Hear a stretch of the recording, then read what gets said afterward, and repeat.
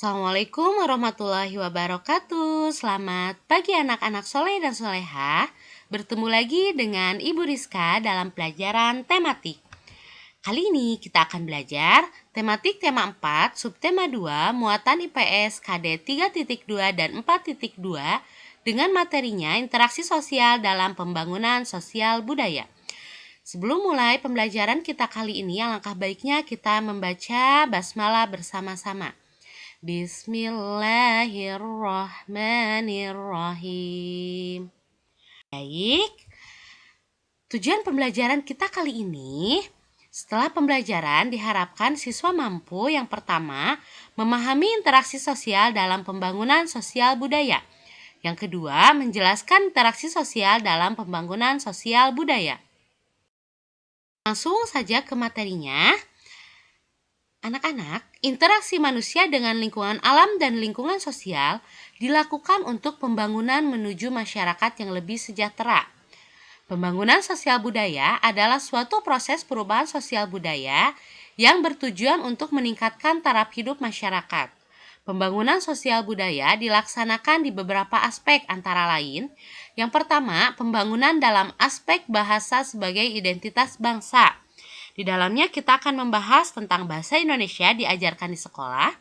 Kedua, bahasa Indonesia digunakan. Ketiga, bahasa Indonesia dikembangkan. Dan keempat, bahasa daerah sebagai kekayaan. Yang kedua, pembangunan dalam aspek adat istiadat dan tradisi. Yang pertama, melestarikan adat istiadat. Yang kedua, melaksanakan norma-norma. Yang ketiga, pembangunan dalam aspek interaksi dengan alam, yaitu mengolah sumber daya alam dan membangun sarana dan prasarana. Baik, langsung saja kita bahas yang pertama, pembangunan dalam aspek bahasa sebagai identitas bangsa. Bangsa Indonesia memiliki bahasa nasional, yaitu bahasa Indonesia. Bahasa Indonesia merupakan bahasa pemersatu seluruh warga negara Indonesia. Sementara itu, bangsa Indonesia juga memiliki beragam bahasa daerah dari berbagai suku.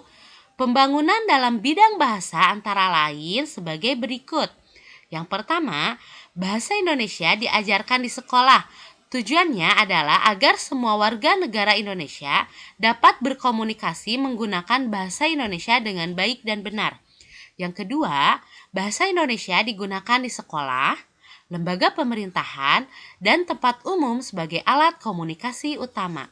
Yang ketiga, bahasa Indonesia dikembangkan oleh pemerintah, misalnya dengan menyerap kosakata baik dari kosakata asing maupun kosakata bahasa daerah untuk memperkaya kosakata bahasa Indonesia. Yang keempat, bahasa daerah sebagai kekayaan bangsa Indonesia harus dilestarikan, misalnya dengan menggunakan bahasa daerah untuk upacara adat atau percakapan sehari-hari di dalam keluarga. Jadi, ketika kita di rumah, kita dianjurkan menggunakan bahasa daerah.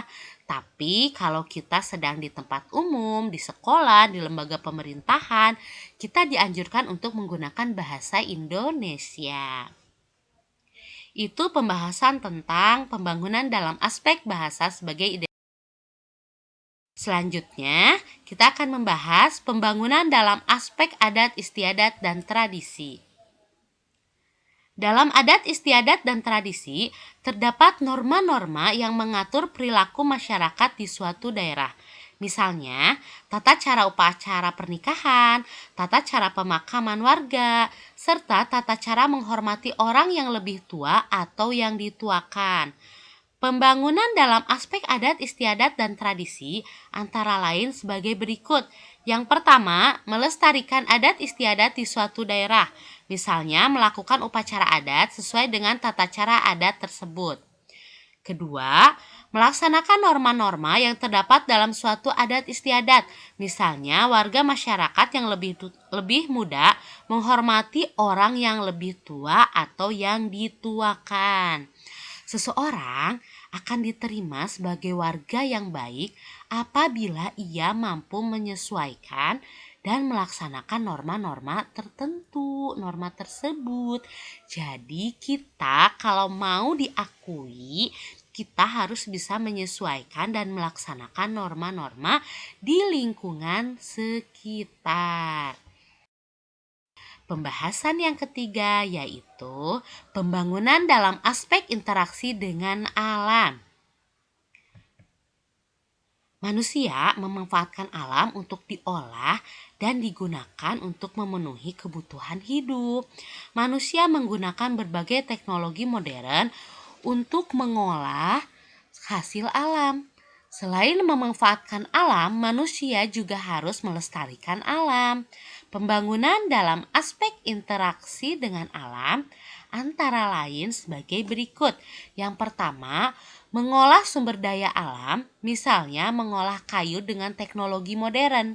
Manusia yang memanfaatkan kayu harus ikut melestarikan, misalnya dengan melakukan penanaman kembali tanaman di lahan yang diambil pohonnya. Jadi setelah ditebang pohonnya, diambil pohonnya, jangan dibiarkan begitu saja, tapi kita tanam kembali. Jadi di suatu hari nanti kita bisa kembali mengambil hasil tanaman tersebut. Kedua, membangun sarana dan prasarana untuk masyarakat dengan tetap memperhatikan dampak lingkungan agar lingkungan tidak rusak. Jadi ketika kita membangun, kita harus memperhatikan dampaknya, jangan asal bangun. Karena kalau setelah kita membangun, ternyata lingkungan menjadi rusak, itu akan rugi untuk kita sendiri. Nah, alhamdulillahirabbil alamin. Materi kita kali ini telah selesai. Semoga kalian dapat memahaminya serta ilmunya berkah dan bermanfaat untuk kita semua. Terima kasih, sampai jumpa di pertemuan selanjutnya. Wassalamualaikum warahmatullahi wabarakatuh.